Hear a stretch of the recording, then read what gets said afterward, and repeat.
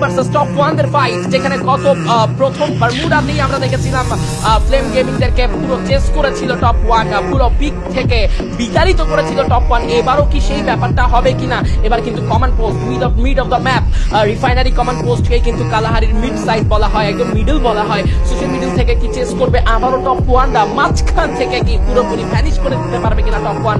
এখন পর্যন্ত Bangladesh top 1 position বোঝার চেষ্টা করছে, ওদিকে আরসিও কিন্তু বুঝে গেছে। দ্যাট মিন্স আমাদের ফ্লেম গেমিং রাও কিন্তু বুঝে গেছে ফ্লেমের পজিশনটা খুবই ভালো।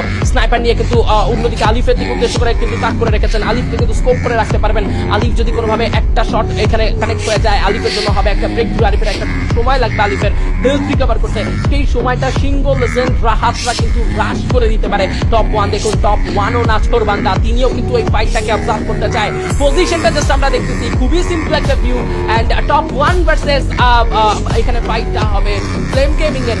জোন সার্কেল শ্রিঙ্ক হওয়া স্টার্ট করলে কিন্তু ব্যাপারটা দুটো দলের জন্য বিপজ্জনক। টপ 1 এবার তিনটে প্লেয়ার সঙ্গে নিয়ে এগোবে।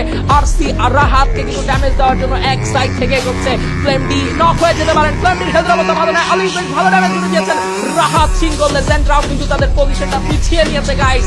এখন পর্যন্ত কিন্তু বাংলাদেশ টপ 1 ঠকেনি পুরোপুরি। টপ 1 এর শর্ট রেঞ্জ রাশাররা, ফ্রন্ট লাইনাররা এখন পর্যন্ত পুরো স্টুডেন্ট দিতে পারেনি। Bangladesh top 1 got knock right now by legend.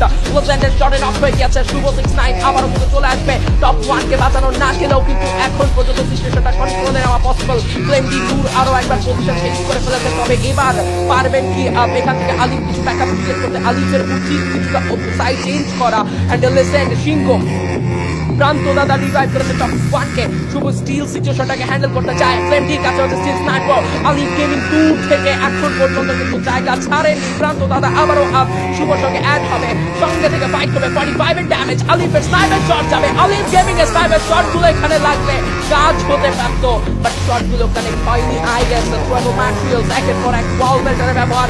সিংহ কিন্তু শুভ 69 কে দেখে নিয়েছে। শুভ 69 কে ড্যামেজ শুরু করতে পারে। আবার কিন্তু একটা ওয়াল থেকে ব্যাকআপ ক্রিয়েট করেছেন। আবার কিন্তু নিজেকে তিনি সেফগার্ড করার ট্রাই করছেন। আলিফ গেমিং কিন্তু পজিশনটা চেঞ্জ করতেছে। এবার আলিফের জন্য এবার পজিশন চেঞ্জ করতে দেখতে পারবো। ক্লোজ থেকে কিন্তু ফাইট আবার রাহাতের শটে টপ 1 কে করা হচ্ছে নক। শুভ 69 কে উদ্দেশ্য করে ফ্লেম গেমিং এর ড্যামেজ যাবে। ফ্লেম গেমিং চার্জ করবে, আলিফকে উদ্দেশ্য করে damage. Alif got knock right now by Flame D.